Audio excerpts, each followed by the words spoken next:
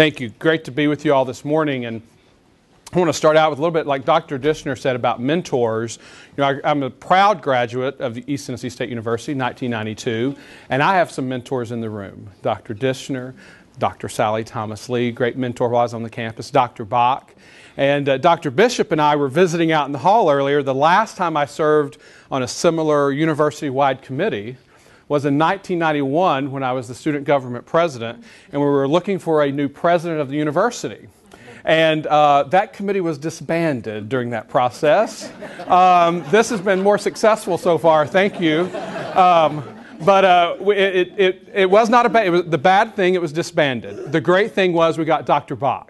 And he was the interim president for 1992, and when I was student government president, and had a pleasure working with him. And so I've really had a great experience here, and I'm proud to say, you know, my father was a 1953 graduate of the university, and so my roots, I feel like, run deep in the university. And as Dr. Dishner said, it reaches out. We're Greene County natives, but we have a strong tie to the university. So when Dr. Nolan and I talked back in September, we were walking the campus, and he asked me to chair this committee, and we were discussing it, and he said, now a report will be due in December.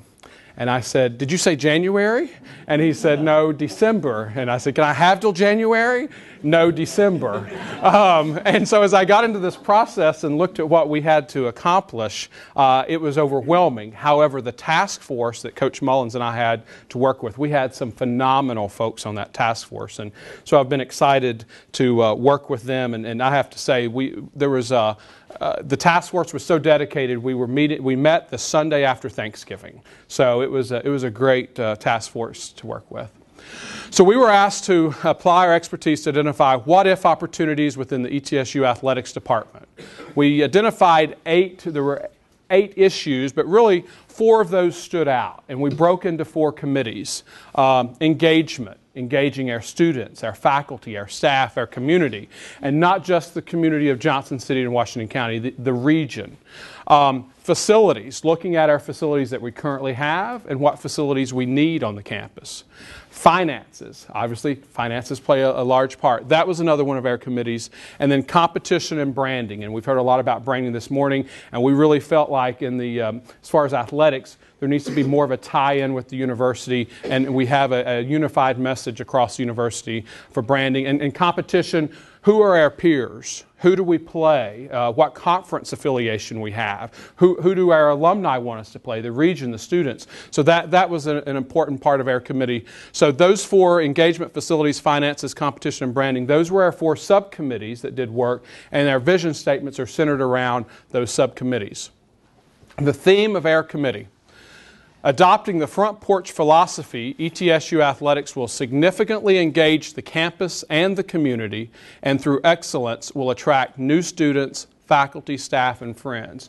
Really the whole front porch philosophy that athletics can get folks to look at the university for a multitude of reasons. For academics, attracting new students who may be enticed by the athletic programs, a football game they watch on a Saturday, or basketball NCAA game that they get to see during March Madness. And wow, ETSU, I haven't heard of that. Maybe I should check that university out. So we really feel like that athletics can help promote the university. So vision number 1, foster a culture of inclusion through athletics that elevates the student experience and develops a stronger identity and lasting connection with students, faculty, and community. And this was our engagement piece, that we have to do a better job and improve upon engaging the multitude of constituencies that we have. And the immediate vision that we have, some of the immediate areas, promoting a culture of excellence to engage the campus, community, and individuals in this region. Bringing folks to the games and making our athletic events be the place to be. Having that game day experience. And as we look at the current game day experience, what can we do to improve that, to make students, you know, not sit in their dorm room on a Tuesday night when there's a basketball game going on or a soccer event going on? How do we get them to the game? Having folks in the region schedule activities, so, well, I've got to make it to that ETSU basketball game on Tuesday night. How do we do a better job of engaging folks? Assess and evaluate conference affiliation and build on strengths to best position the university to be attractive to conferences wishing to expand. Who are our peers? There it goes back. Who are our peers? Who are our rivalries? Who do our alumni and students and faculty identify with on a playing field? Who do they want to see us playing? And there was a lot of discussion about conference affiliation and that we need to take a long, hard look at the conference affiliation. Enhance and raise the level of basketball to a championship caliber program and clearly focus on basketball to strengthen the brand. That right now basketball is our premier sport in athletics, and that is the golden opportunity to get more folks engaged to athletics and to the university. If we get them to a basketball game, then perhaps we can get them to a baseball game or another sporting event. And the last one on the list, and these are not ranked in any order, but beginning the planning and implementation of a championship level football program. There was a very good consensus on our committee that football needs to be played at the university. I did promise Dr. Bitter that I would mention to folks that he was opposed to football, at least for the next 10 to 15 years, and he wanted me to convey that, and I said I would. But I think the general consensus of the rest of our committee was that football it needs to be a football program needs to begin at a championship level. Not to have a program simply to say, well, we have a football program. We need to set it up and establish it so that it will be successful and bring positive things to the university. The second one, in regard to facilities, maintain existing facilities and build new spaces that engage the community, attract high-quality student athletes, and provide an unparalleled fan experience. A new basketball facility, multi-purpose facility for basketball that will accommodate other activities and events. To engage to engage the community in the region. Concerts, high school basketball tournaments, to open our facilities to high school teams and to high school events and to community events. Construct an outdoor football facility with the integration of track and field. The university has a long, successful history in track and field, and we feel like that we need a track and field facility. And that if football begins again, it needs to be in an outdoor facility. The committee felt it was unanimous that if we begin a football program, that it be at an outdoor football facility. Integrate the Olympic training site with the athletic department to enhance student-athlete performance and attract recruits with Olympic training technology and expertise. We have one of 14 Olympic training sites across the United States here on this campus, and it is a secret. There was an article, and I really didn't know about it. I read about the article in the ETSU Alumni Magazine. Honestly, I skimmed it, didn't realize what a big deal it was. When I went and visited the program, which I encourage you to do, the basement of the dome, unfortunately it's not in a high-profile location. It's incredible the training that they're doing in that Olympic training facility. They are focused on weightlifting, but that's really, we could take that and jump off of that and tie it more into our athletic programs. Finally, increase campus housing and student recreation options to encourage more students to live on campus and engage with athletics and the university. The next vision we have is finances. Develop sound, innovative business and financial models that sustain and enhance the current athletic programs and prioritize expansion of future programs. That we look at our financial models, focusing on programs that will generate the maximum return on investment for the entire ETSU community and individuals in the region. Continue to seek innovative funding models and partnerships to build facilities and enhance programs. Public and private partnerships and working with local governments in regard to the building of new facilities, and plan and implement addition of emerging athletic programs and remain in compliance with Title IX. Obviously, if a new sport such as football, if we begin a new program in football, we have to look at those female sports to add to the program. And there are cost-efficient female programs out there that could be added to the program. And look at funding options. Currently, we have 600 BASA members. One from Bristol, I think, was noted. I mean, that's an opportunity there that we need to increase private funding for our programs.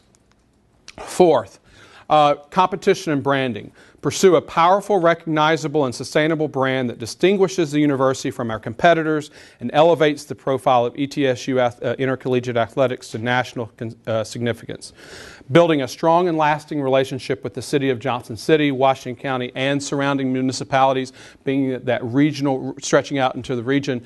Develop a fully integrated university marketing and branding plan that aligns athletics, the university, student life, alumni, and other key constituencies. Our task force felt strongly that marketing and branding is being done on islands at the university, and the athletic the resources that they have for marketing and branding could be unified with the university's resources, and we could have a unified marketing plan for and that's key to this entire process working. And we also talked about, for the city of Johnson City, that when someone mentions Boone, you think of Appalachian State. Mention West Lafayette, Indiana, you think of Purdue.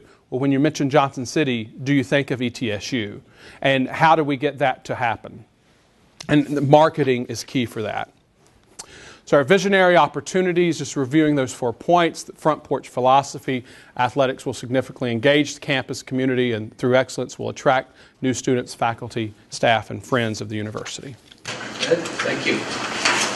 Okay, I don't think we have any time for questions. All right.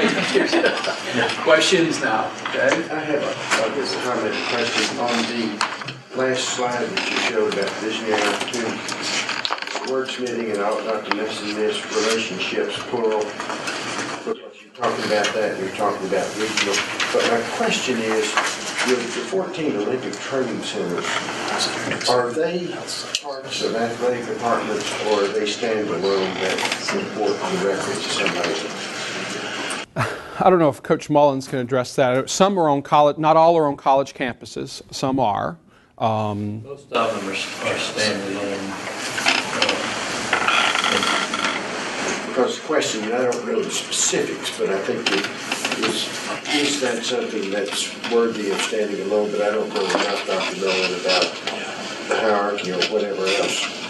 One of the things that allowed this process to come to fruition was that it was part of a designated academic unit.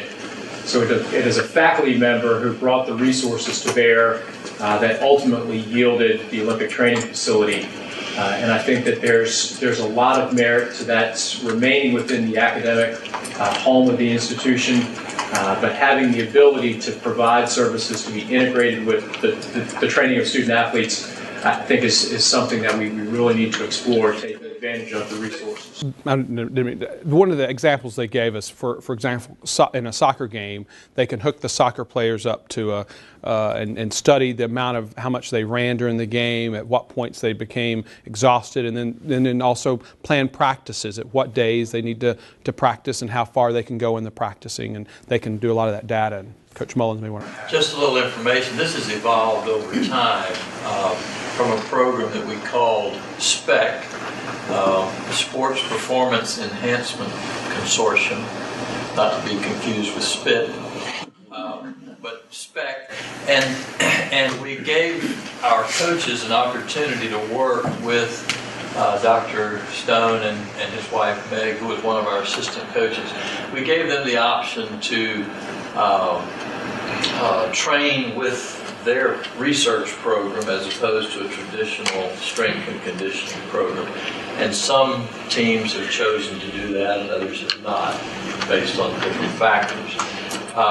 And so that evolved then into the Center of Excellence for Sports Science and Coaches Education, which then evolved into the training center. So there has been a coordination and cooperation on certain levels already. So the real question is, what's the potential for enhancing that relationship, and in which sports does it make the most sense and work most effectively? And how exciting for the university, if at the next Olympics, as they're talking about an individual competing, they would comment about, well, this athlete trained in Johnson City, Tennessee, at East Tennessee State University, in their Olympic training weightlifting facility that they have there. So that's an excellent opportunity.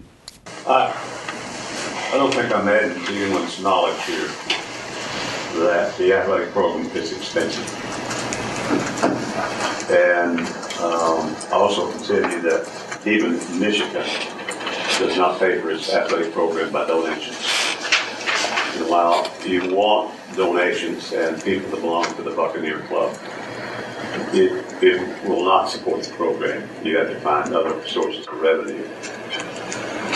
And I'll use a personal example. When I went to JMU or Madison, we were a women's college. Our athletic budget was $44,000. It is now $38 million. So if you can do it,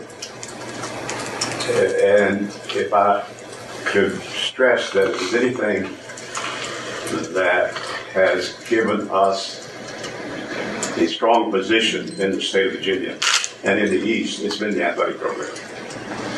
And I know from starting programs that when you add 64 scholarships for the football program, you've got to add 64 for the women's program. Not only that, you have to add new sports for women's program. And you have to get in a conference where you can have people you hate. It's hard for Virginia to hate Iowa State. So you need to get in a conference where you really hate people. Right. I think Dr. Essen would share that comment as we just talked on our committee. I must tell you something else. People don't go to football games, see the game. They go to parties. No, I'm serious. For miles around. And our committee talked about that game day experience, and I think that I agree with you. We have a section for prayer meeting, small group over here, but the rest of it's got to be party. Like Louis, I don't want to wordsmith, but there was words used about a championship caliber basketball program, a championship level football program, and an intercollegiate program of national significance. Now, we're caught up in this current discussion about the national championship in Division I football. I'm assuming that's not the championship level. What does championship level mean versus championship caliber versus national significance? We had that. That's a great point. And in our committee, in our task force, we discussed at what level do we play. There is general consensus on our committee that 25, 30 years down the road, why couldn't we be playing football at a high level? I mean, when I was a student in 1991, if somebody told me that Middle Tennessee State would be playing in the big leagues in basketball and football, I would have said, no, they won't. Well, they are today. Western Kentucky, Troy University. I had never even heard of Troy State until they started saying football. They called it back then. Right. So, I think that when we say championship level, that we fund it and we put the program in a position of that it can be successful. That we not begin a football program simply to say, oh, we have a football program. We fund it in a way that we can say we have a football program that can compete on whatever level we're playing. And our task force would recommend that we begin a program within the next 5 years and that it begin competing at the football championship subdivision, which is old Division I AA. But that we also look at the opportunities of moving up in the future. And championship caliber basketball, our task force feels like that the resources we're providing basketball right now, we've not set them up to be successful. When Coach Bartow brings a recruit into the Dome, as we laughed on the committee, he probably tries to not show them the Dome. This is where you're going to be playing, because when you compare that mini Dome to the arenas that are being built on other campuses, they don't compare. And so positioning basketball and football, our premier sports, in a way that they can be successful on a championship level. And that we're in a conference and in a situation that we're successful in our conference and competing nationally, that also engages community and the fans. So. I think, I understand moving ahead with basketball and if you're going to do it at a high level. I think the football piece is a really high stakes game. I can't tell you how many college presidents I talk to that spend a great deal of time on trying to manage athletics, but football in particular. And it can change the entire nature of the campus, in some ways that are good, but also in some ways that are not good. And in some ways that compromise the academic integrity it has over and over and over again. It's also something, once you do, it's, as you've gone through this already once, it's very hard to undo. So I'm just really cautious about moving in that direction, or I would encourage you to be cautious about this and study it a lot harder. I may be overly sensitive, even though I work at the University of Pennsylvania. I got my PhD at Penn State. So you can imagine the pain that that institution and all of its alumni have been feeling from an institution that was seen to have probably the most ethical, high standard football program in the country, and how quickly that came down, how quickly that undid so many things at the university. And I guess I'm not completely convinced that that's what always brings people together. I think there are other things. I think this, your ideas about the Olympic training centers, and maybe trying to, create more of those and becoming a hub for that, that really attracts people. I've gone to some of these training centers just to see people who are trying out for Olympics. The idea of cycling, there are going to be new sports in the future as well. And so I just want to be a voice of caution about this whole thing. And our task force was sensitive to that it is an issue that needs to be studied. How do we begin a program that can be successful, that we did not develop an action plan or strategic planning for that, but that it be a thought out process, and and be ethical. And absolutely be ethical. But we were very cognizant. Our committee, of course, folks could go on the website, the 125 website, and submit comments for the committees. Our committee got 29 comments that where folks went on the internet website. 25 of those, 25 out of 29, said begin a football program. 25 of 29. As alumni, I got a letter in the mail from some gentleman that found my address somehow from Kingsport that said he had a handwritten letter, 2 pages, begin a football program. So that was our committee was very sensitive to that push from the community, but it needs to be successful when we start it. Judge Bailey, what would be so different in 1970 when I came to ETSU? Football was great. That's what we did on the weekends. But when I graduated and I became involved with the alumni program, we'd have a football game on a Saturday morning. We'd have a meeting, then have football. Some of the alumni would come to the meetings in Orange to support UT. And they would leave and go to UT games. So my contention is I'm cautious with that, because our piece needs to be about the education piece, getting the community to this university, getting revenue that's going to enable us to educate great students. Football is great. My preference is basketball. I agree that we should really make basketball a huge center at this university, women and men. And then last fall, my nephews that I brought to campus love the soccer. So I just think we need to expand on what we have and make it the best. Because football is so costly. And UT's right next door. With all the stuff that goes on at UT, driving through Knoxville, Tennessee, to get anywhere in Knoxville is a nightmare, because everybody in Tennessee goes to UT. I just think we need to be very cautious with our monies to develop what we have here and make it the best. And in our task force, I think we acknowledge that, but there are successful programs that live in shadows of big schools. Georgia Southern is in the shadow of the University of Georgia, successful program.